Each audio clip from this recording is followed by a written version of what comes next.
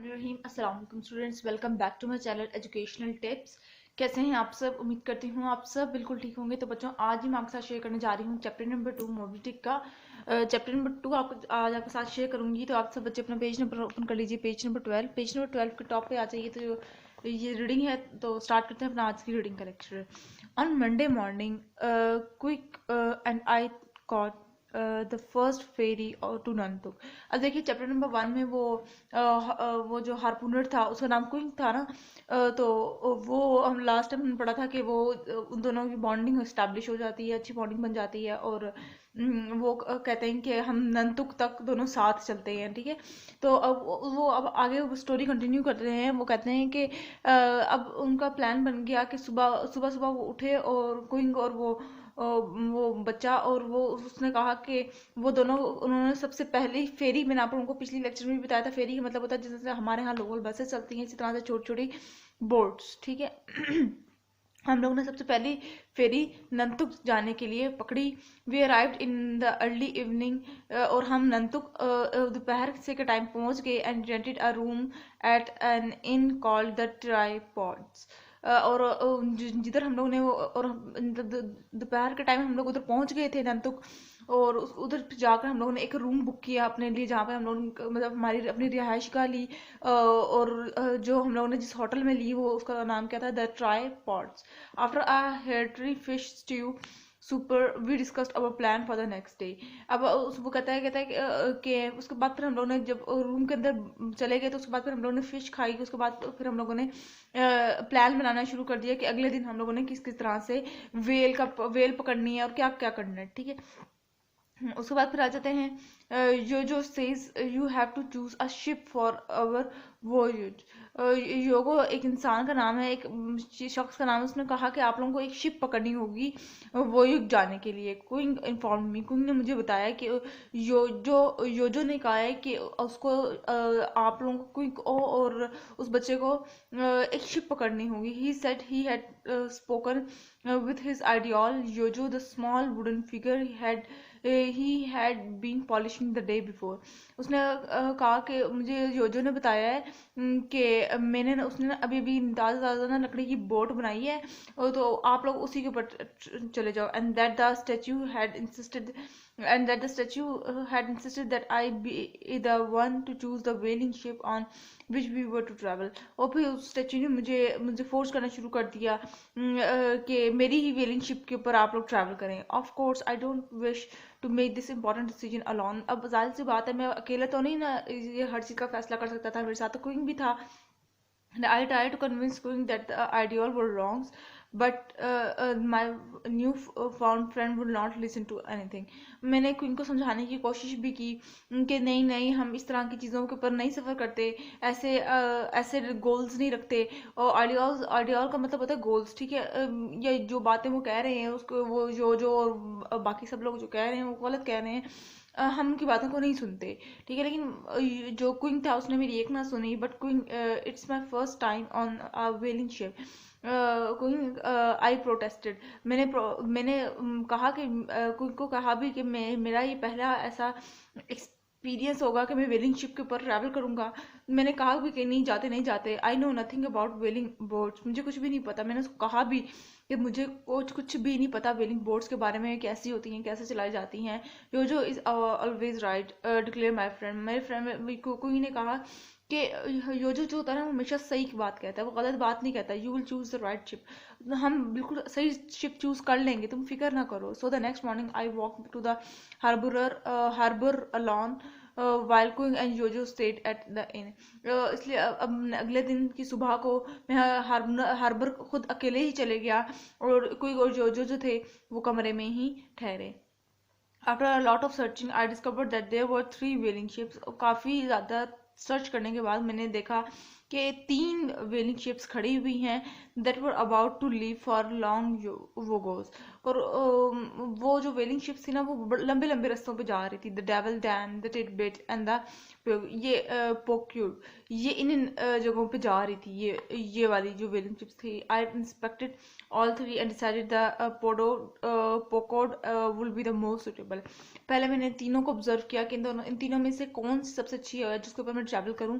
फिर मैंने कहा कि पोक्योड के ऊपर मैं ट्रैवल करूंगा। The ship were about 50 years old. ये शिप जो थी 50 साल पुरानी शिप थी। And made from a dark brown would, और इसको किससे बनाया हुआ था? डार्क ब्राउन वुड से बनाया हुआ था। Which had faded considerably as a result of years, और उसके ऊपर फेड यानी उसका रंग जगह जगह से उड़ा हुआ था। हमारे कपड़े नहीं फेड हो जाते हैं, खराब हो जाते हैं, जगह जगह से रंग बदल जाते हैं, ठीक है, इसी तरह से उस शिप का भी कलर जगह जगह से खराब हुआ था। और वो इस वजह से क्योंकि वो इतने अरसे से, इस 50 साल से वो शिप बनी हुई है, तो कुछ ना कुछ तो उसके ऊपर से खामियां होंगी। Spend year spend under the heart sun and fierce seas. और ये फेडेड कलर इस वजह से था क्योंकि उसने अव्वल तो वो इतने अरसे से चल रही थी वो शिप, जिस वजह से उसने काफ़ी ज़्यादा सन की शुआएं जो थी वो भी रंग उड़ा देती हैं, ठीक है। तो हर टाइम धूप में रहती थी, साथ साथ पानी में, तो ये दोनों चीज़ें रंग खराब कर देती हैं। The sides of the ship were lined with 2 rows of pointed whale teeth and the trailer had been made out of the jawbone of the whale. वो कह रहे हैं कि जो उसकी जो शिप की जो साइड थी ना, वो जो वेल के टीथ नोकील दांत जो होते हैं वो नोकील होते हैं, इसी तरह से उसकी भी शिप के साइड वाली मतलब फ्रंट वाली चीज काफी नोकीली थी। And the trailer had been made out of the jaw bone of the whale, ठीक है। और जो उसकी जो ये देखिए ये इस तरह से, और जो उसकी जो ट्रेलर थी वो किससे बनी हुई थी? ये वो जॉ बोन से बनी हुई थी, किसकी? वेल की, ठीक है, उसके जबड़े से, ठीक है। उसके बाद फिर आ जाते हैं at the first glance the ship remind me of an Ethiopian emperor wearing a necklace of polished ivory. पहली लुक में तो मुझे शिप को देख के ऐसे लगा जिस तरह से ये इथोपियन कोई एम्परर होता है, बादशाह इथोपियन का एम्परर था वो, जिस तरह से वो इवरी पहनता था, यानी वो जो इतना भारी नेकलेस पहनता था इवरी का बना हुआ। तो मुझे ऐसे लगा कि ये शिप वैसी शिप की मुझे लुक दी। Excuse me, I said addressing myself to an elderly gentleman who was sitting under a covering of the desk on the desk. Are you the captain? मैं फिर थोड़ा सा आगे बढ़ा, उसके बाद फिर मैंने एक आदमी से कहा एक्सक्यूज मी, क्या आप इस शिप के आप ये वाली शिप आप चलाएंगे क्या? ठीक है, वो एक आदमी बैठा हुआ था ना डेस्क के ऊपर, तो इसने जाके उससे पूछा कि एक्सक्यूज मी, क्या आप ये इसके कैप्टन है? कैप्टन वो होता है जो बोट चलाता है। Who wants to know? said the old man. फिर उस आदमी ने कहा कि कौन जानना चाहता है? My name is Ismail. मेरा नाम, मैंने उसको रिप्लाई में कहा मेरा नाम इस्माइल है। I want to sign up for the next वो जो मैं चाहता हूँ कि आप मेरी नेक्स्ट वो जो चलाएं। मैं आपसे पूछ रहा हूँ कि क्या ये आप चलाते हैं? Do you know anything about whaling? आज तक मैंने पूछा क्या तुम्हें वेलिंग के बारे में कुछ मालूम भी है? नेक्स्ट पेज पे आ जाइए। Oh no sir, I confessed. मैंने फिर सर लाते हुए कहा नहीं sir, but I am eager to learn, like you see sir, I want to see the world. मैंने तो उसको सर लाके कहा नहीं, अलबत्ता मुझे वेलिंग के बारे में कुछ भी नहीं पता, लेकिन मैं शौक रखता हूँ, मैं चाहता हूँ कि मैं पूरी दुनिया देखूँ। The old man said, the whaling business is not a game young man, it's to be taken very seriously, and if you don't believe me ask captain Ahab. उसने कहा कि यंग मैन, जवान बेटा, जवान आदमी, ये वेलिंग का जो बिजनेस है ना, ये कोई बच्चों का काम नहीं है, ये कोई खेल नहीं है, इसके लिए बहुत सीरियस होना पड़ता है। और अगर तुम्हें मेरी बात पे यकीन नहीं आता तो कैप्टन आहब से पूछ लो। Whose captain आहब? ये कैप्टन आहब कौन है? The captain of this ship. ये उसने कहा कि ये कैप्टन आहब वो है जो इसका शिप का कैप्टन है ना, उसका नाम कैप्टन आहब है। Oh, I said, but I thought you were the captain of this ship sir. Oh, उसने कहा हाँ, ओह, मुझे लगा कि आप हैं इस शिप के captain. No, said the man, my name is Peleg. उस मैन ने कहा नहीं, मैं इस शिप का कैप्टन नहीं हूँ, मेरा नाम तो पेल्ग है। आई एम द को ऑनर ऑफ द पोकेट, और मैं तो इसका साथ मतलब कि दो ऑनर हैं, एक का नाम कैप्टन आहब है जो कैप्टन है, और मैं उसके साथ काम करता हूँ, पोकेट मेरा नाम है। The other owner name is Bildad. मैं दो ऑनर, एक शिप के दो ऑनर हैं, और एक का नाम, इसका नाम है पेल्ग, और दूसरा ऑनर है बिल्डेड, और इनके कैप्टन का नाम क्या है? Captain Ahab. It's our responsibility to hire the crew and make sure that the ship is stocked with all the necessary supplies. ये हमारा काम है कि हम कैप्टन को हायर करें और उनके जरिए फिर और हम लोग ये चीज़ इंश्योर करें कि शिप के अंदर कोई प्रॉब्लम तो नहीं है। Anyway, as I was saying, I suggested you to take a look at Captain Ahab before you commit yourself to this voyage. Voyage. अब उसके बाद फिर वो कहता है कि खैर मैं तो बात कर रहा था कि कैप्टन आहब से बात करो, वो तुम्हें बताएंगे कि यो कैसे चलाते हैं। You might think twice about going whaling when you see that the Captain Ahab has only one leg. तुम जाने से पहले भी, शिपिंग करने से पहले या वेलिंग करने से पहले भी 100 बार सोचोगे जब तुम कैप्टन को देखोगे कि इसको सिर्फ एक टांग है। What do you mean sir, I exclaimed. मैंने पूछा कि आपका क्या मतलब है। Did the captain lose the leg to a whale, lose his leg to a whale, क्या आपका कहने का ये मतलब है कि कैप्टन ने अपनी एक टांग खो दी व्हेल के चक्करों में। He did not just lose his egg, said Pal. The leg was crushed up, crewed up, and devoted by the biggest and the most terrifying whale you have ever seen. वो उन्होंने सिर्फ अपनी वो टांग ही नहीं खोई, बल्कि उसकी टांग को उस वेल ने इतने बुरे तरीके से खा लिया, ठीक है। और वो ऐसी वेल तुमने कभी नहीं देखी होगी, इतनी खतरनाक। The well was a monster, वो एक वेल नहीं थी, वो एक लगता था एक मॉन्स्टर है। The old man through his hand up in the air to emphasize the size of the whale. अब वो ओल्ड मैन ने हवा की तरफ यूं अपना हाथ खड़ा करके कहा कि वो उतनी बड़ी वेल थी।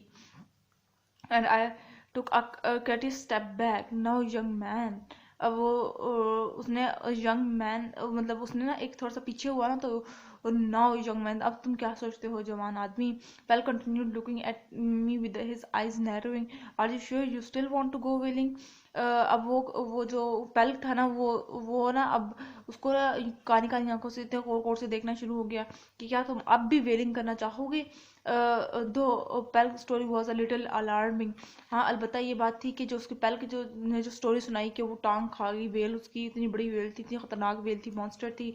अब उसके लिए एक अलार्मिंग खतरे की घंटी थी कि इतना मुश्किल है वेलिंग करना। I was so determined that then ever to join the crew of the pale. Yes sir, I said, I still wanted to go. लेकिन मुझे बहुत शौक था कि मैं पैक्ट को ड्राइव करूं, मैं वेलिंग करूं। तो मैंने कहा यस सर, मैं अभी भी चाहूँगा कि मैं साथ जाऊं। The old man राइज्ड a curious eyebrow. अब वो उसको हैरानी से देखना शुरू हो गया। फाइन देन फॉलो मी, ठीक है अब मुझे फॉलो करो, he said. Pulk had led me to a cabin where I was introduced to his colleagues. पल्क फिर मुझे अपने कैबिन में ले गया, फिर उसने बिल्डेड से मुझे इंट्रोड्यूस करवाया, तारुफ करवाया। It took just a few minutes to negotiate my salary and sign the necessary paperwork. वो बस कुछ मिनट ही लगे कि उसने मुझे बताया कि मेरी सैलरी इतनी होगी और मुझे सारे पेपर वर्क पे साइन करवाए। I told the man that I will return the next day with a very skilled harpooner who will be a great assist to the crew. फिर मैंने उसको कहा कि कल मैं वापस आऊँगा अपने साथ एक हार्पनर को लेकर, वो बहुत अच्छा है और उसके अंदर काफ़ी ज़्यादा काबिलियत भी है। अब Peleg showed me out of the cabin. I asked him to tell me more about the captain Ahab. फिर वो पेल मुझे अपने कैबिन से बाहर ले गया और मैंने कहा कि अब मुझे अपने कैप्टन आहब के बारे में थोड़ा सा और मजीद इंफॉर्मेशन दें। उसने कहा कि he is a good man, वो एक बहुत अच्छा आदमी है, अबाउट 60 ईयर्स ओल्ड, और वो 60 ईयर्स ओल्ड है, इंटेलिजेंट भी है और वेल एजुकेटेड भी है। ये पेल उसकी तारीफें कर रहा है कैप्टन आहब की। ही इज़ वेरी ब्रेव, और वो बहुत बहादुर भी है। नेक्स्ट पेज पे आ जाइए। And some would say quite mysterious, और कभी कभार वो काफ़ी ज़्यादा लोग उसके बारे में ये भी राय देते हैं कि वो काफ़ी ज़्यादा मिस्टीरियस पर्सन है। He is an excellent sailor, वो बहुत अच्छा सेलर भी है। And certainly the best harpooner I have ever seen, और वो सबसे बेहतरीन हार्पनर है अब तक जो मैंने देखा है। But he can be moody and bad tempered, which is understandable given the suffering he endured. लेकिन वो थोड़ा बहुत मूडी है, ठीक है, वो अपने मूड के मुताबिक चलते हैं। I doubt you will meet him before the ship set sail. मैं उम्मीद करता हूँ कि तुम मिलोगे उससे ज़रूर।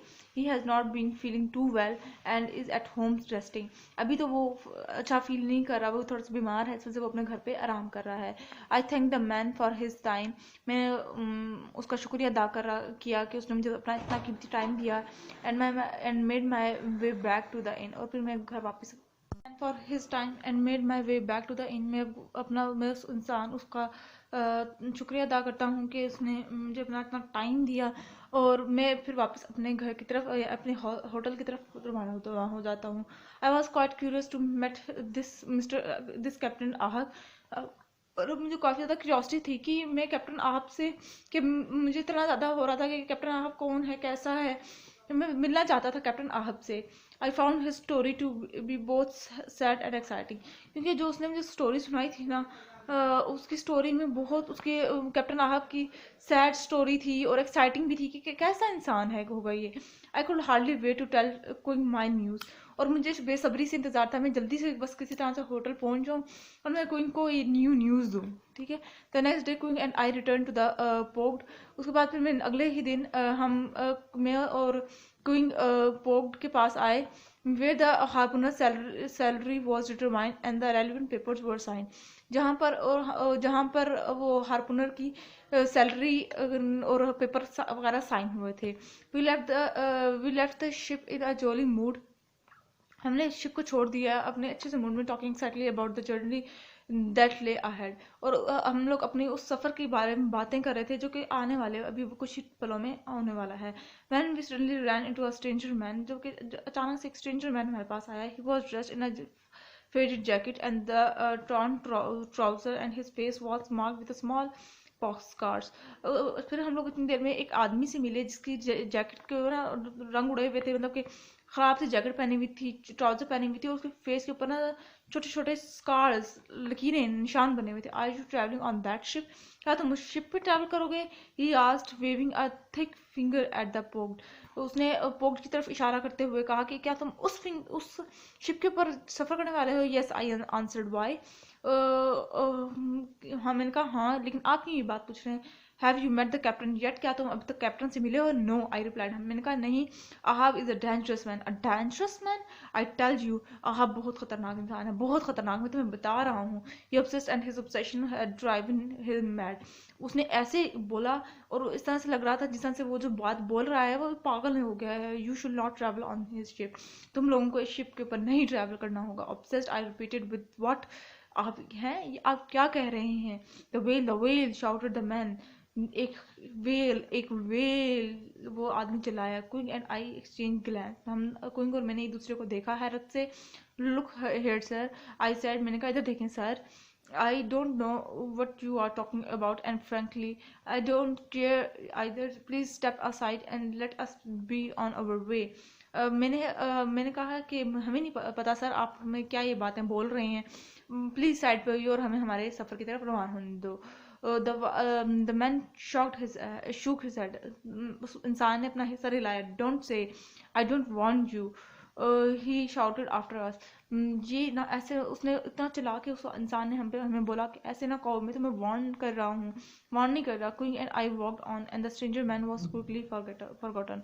और क्विक और फिर मैं आगे चले और वो स्ट्रेंजर मैन हमें भूल गया। The port was scheduled to sail on Christmas day. अब वो पोर्ट इस तरह से शेड्यूल हुई थी कि क्रिसमस डे पर वो वापस आएगी। Quick and I woke up at 6 o'clock that morning and rapidly made our way to the harbor। उसके बाद फिर हम लोग 6 बजे उठे और हम लोगों ने अपने हार्बर की तरफ रवाना हुए। It was still dark and the ship was almost hidden from, next page पे आ जाइए, from view of streaks of ferry fog. और वो जो शिप थी ना वो अब फॉग धुंध से गायब हो चुकी थी। And we approached the fog, I thought I was 5 dark figures gathered on the deck।